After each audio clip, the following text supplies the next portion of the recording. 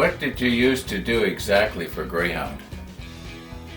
Got that comment this morning, and I was kind of honored that somebody wanted to know.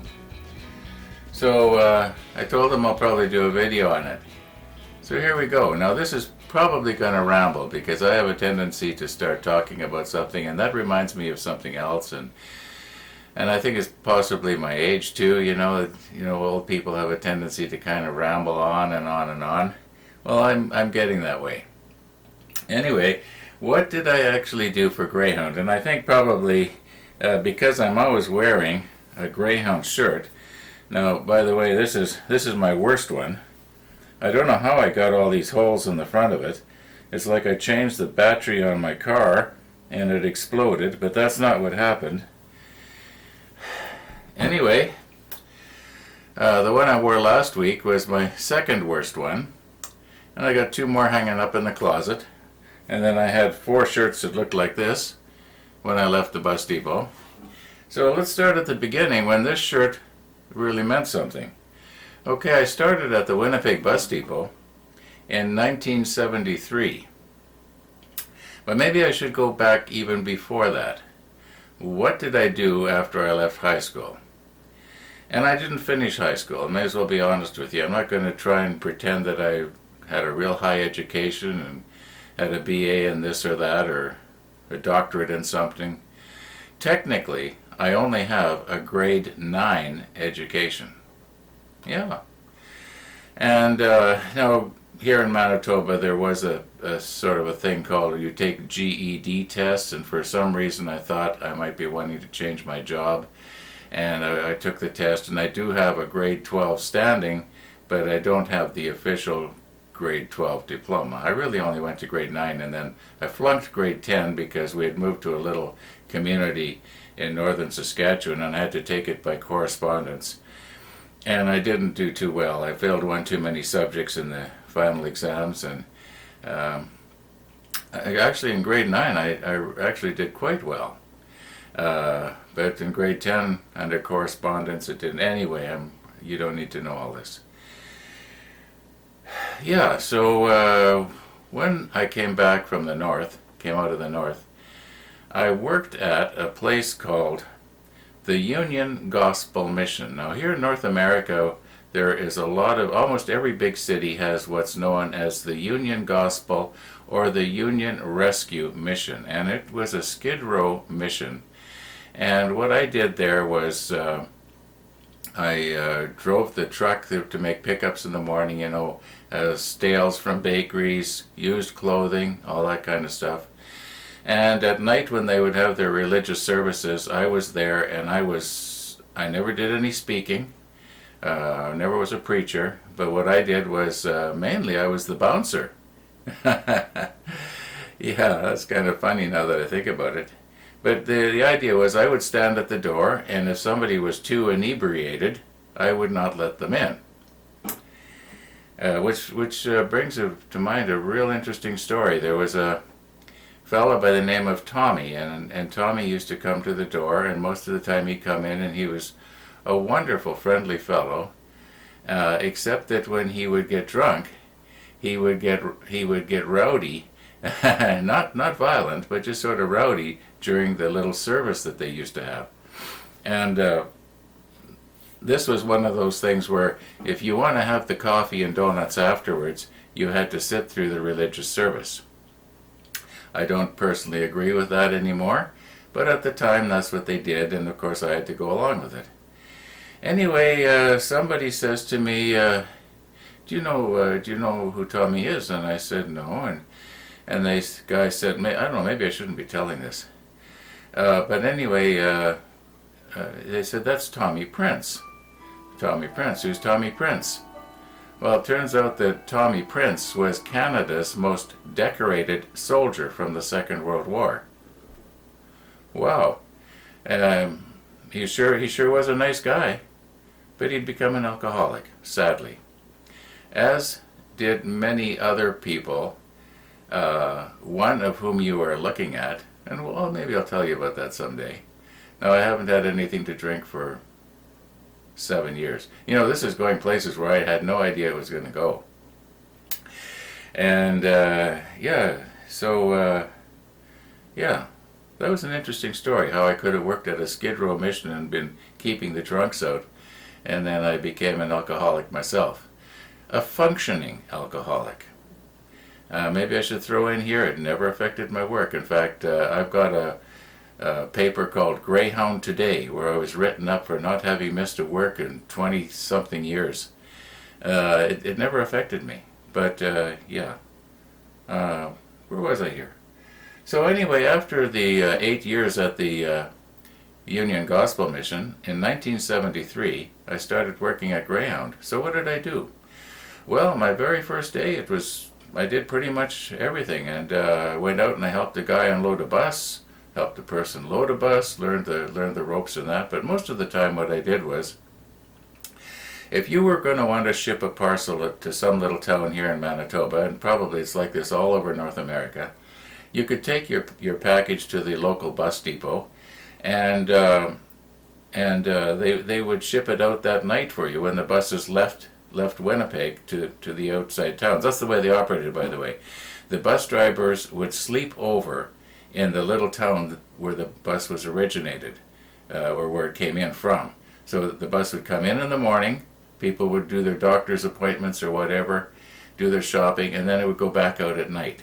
So you'd bring your parcel, you would give it to me, and back then I would ship a parcel that weighed up to 10 pounds anywhere, any town we went to. And at that time, Grey Goose had approximately 200 agencies.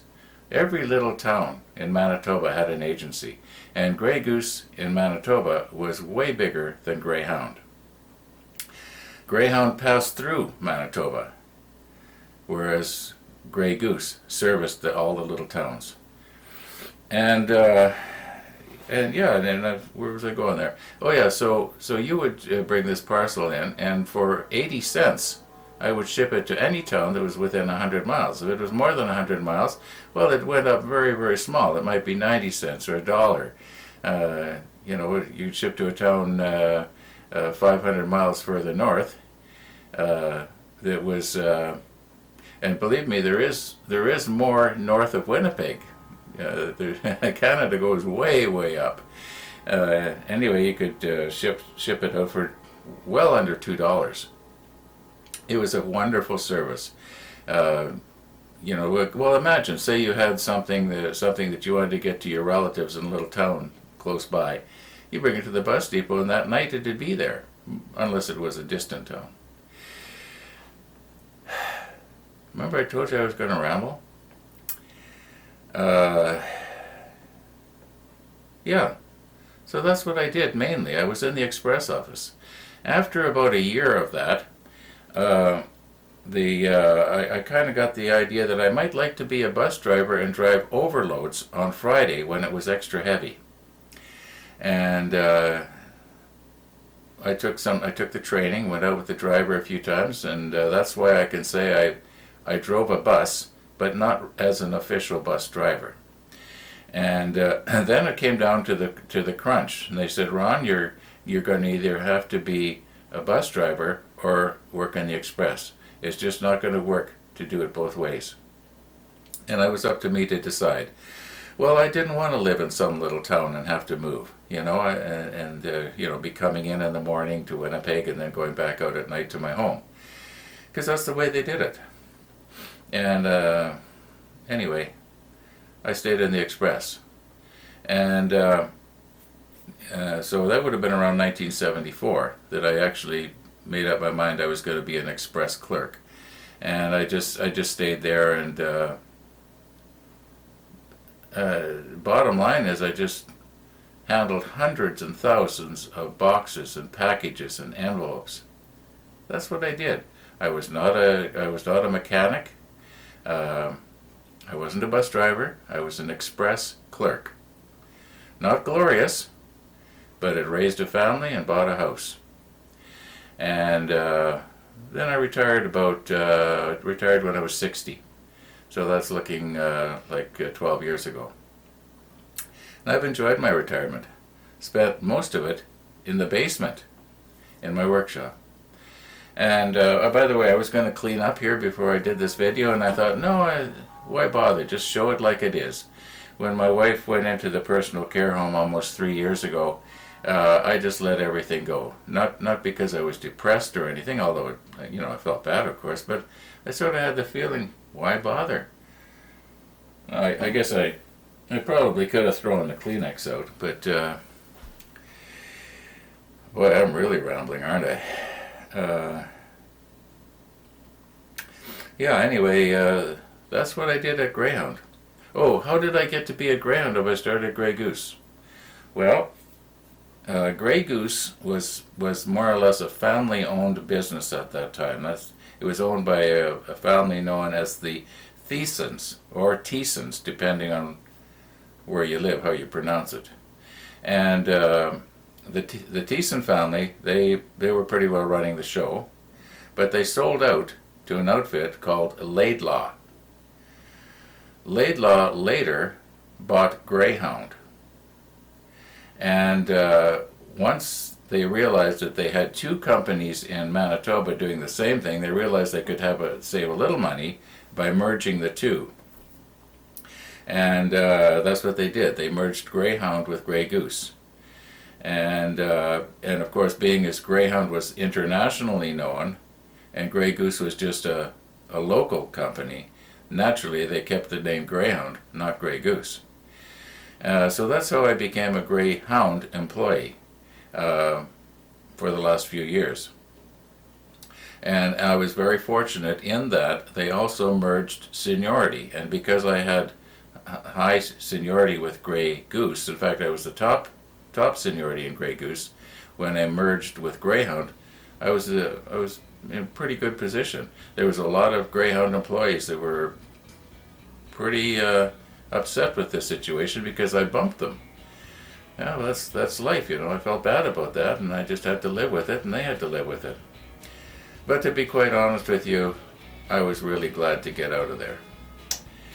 It wasn't the same as Grey Goose. Grey Goose, I could sort of do my own thing and adjust things to work really, really well for everybody. Greyhound, you had to do it the way they wanted, which apparently wasn't all that good, because on Halloween they went out of business here in Manitoba. It was their last day. In fact, all of Western Canada, it was their last day on Halloween, just 2-3 days ago.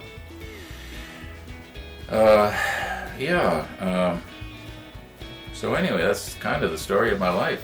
That's what I did at Greyhound. I wasn't a mechanic, I was not a bus driver, I was not in the office. Well, I was in the express office, handling parcels. Not glorious, but it was a living. Now my living's down in the basement, having fun. Yeah. Well, I'll see you down in the basement later, maybe today. In the meantime, thanks for watching.